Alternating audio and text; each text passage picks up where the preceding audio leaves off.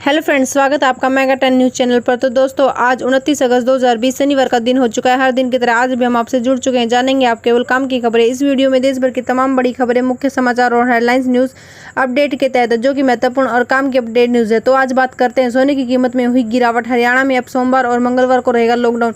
Dollar के मुकाबले रुपए में आई तेजी। दिल्ली में हुई भारी बारिश। प्राइवेट बसें होंगी शुरू। जेईई मेन और नीट की परीक्षा को स्थगित करने में एकजुट विपक्ष। कोरोना को लेकर पतंजलि आयुर्वेद को मिली बड़ी राहत। और आप इस वीडियो को अंत तक देखते रहिए। वीडियो के अंत में आपसे एक सवाल पूछा जाएगा और इसका जवाब आपको कमेंट बॉक्स में करना है।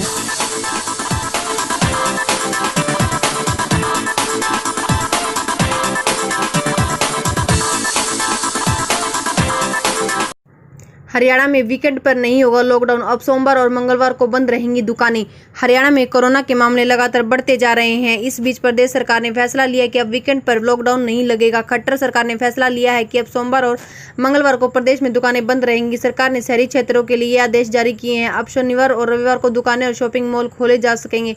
ये आदेश केवल शहरी क्षेत्र के इलाकों के लिए लागू होंगे। बता दें कि हरियाणा राज्य में कोरोना के बढ़ते मामलों के मद्देनजर 22 अगस्त को बड़ा कदम उठाया था। पंजाब की तरह हरियाणा में भी सप्ताह पर लॉकडाउन लागू करने का सरकार ने फैसला लिया।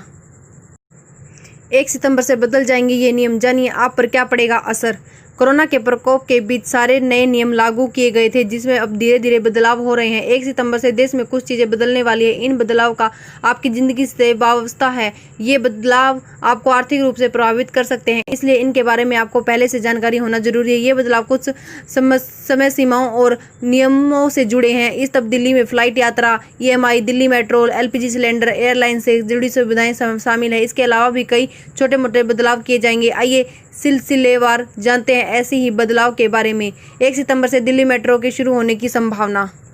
डॉलर के मुकाबले रुपए में 20 महीने की सबसे बड़ी साप्ताहिक तेजी। आपकी जेब पर होगा सीधा असर। शुक्रवार को डॉलर के मुकाबले रुपए पिछले 6 महीने के उच्चतम स्तर पर पहुंच गया है। विदेशी निवेशकों द्वारा घरेलू इक्विटी मार्केट में इनफ्लो बढ़ाने के बाद रुपए में 3 स्तरों से लगातार तेजी देखने को मिली। फिलहाल डॉलर के मुकाबले रुपए का भाव 0.60% बढ़कर 73.40 के स्तर पर है। इससे पहले सत्र में यह 73.81 के स्तर पर बंद हुआ था। पिछले स्तर के डॉलर में मुकाबले रुपए में 73.28 का स्तर भी देखा गया, जो कि 5 मार्च के बाद का उच्चतम स्तर है। इस दौरान के प्रति अमेरिकी डॉलर रुपया 73.28 से 73.37 के रेंज में ट्रेड करते नजर आया। सस्ता हुआ सोना। कीमत 51,000 रुपये प्रति 10 ग्राम के नीचे।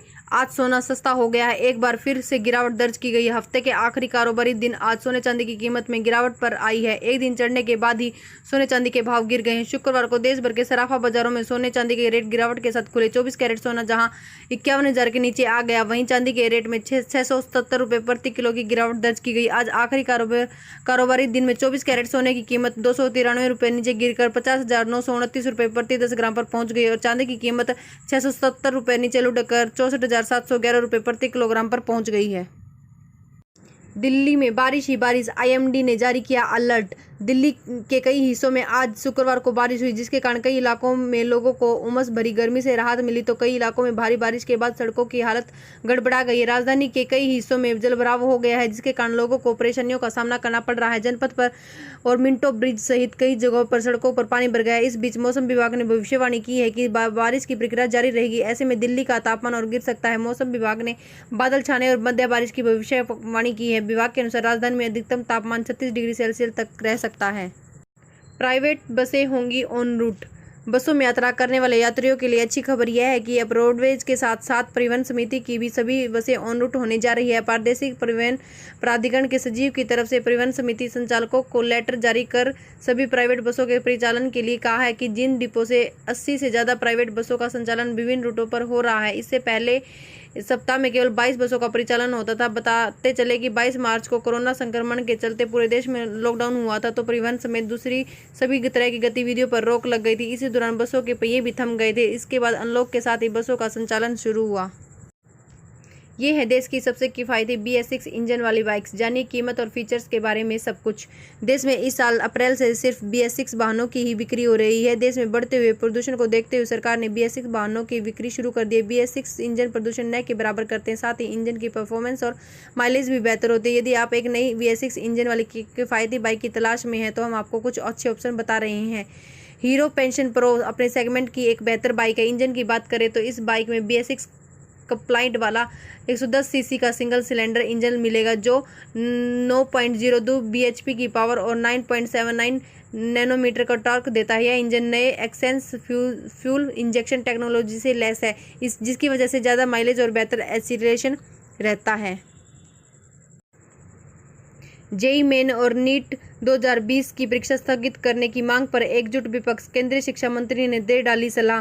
कोरोना संकट काल में पहली बार हो रही राष्ट्रीय प्रवेश परीक्षा, अखिलेश यादव की परीक्षा टालने की मांग। समाजवादी पार्टी के अध्यक्ष अखिलेश यादव ने भी कोरोना संकट में नीट और जेईई को स्थगित करने की मांग की। उनका कहना है कि जब क्लैट टाल दिया गया तो उसी तर्ज पर जेईई और नीट को भी कोरोना संकट को देखते हुए टाल दिया जाए। छत्तीसगढ़ के सीएम भूपेश बघेल ने कहा है कि देश में कोरोना वायरस का संक्रमण पीक पर है, इस दौरान नीट और जेईई की परीक्षा कराना सही नहीं होगा। गुजरात बीजेपी कांग्रेस पार्टी पर नीट और जेईई के बहाने छात्रों को उकसाने का आरोप लगाया है।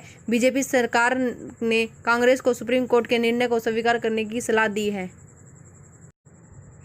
जेईई नीट परीक्षाओं को लेकर सरकार पूरी तरह तैयार। शिक्षा मंत्री बोले, परीक्षाएं टली तो छात्रों का साल होगा खराब।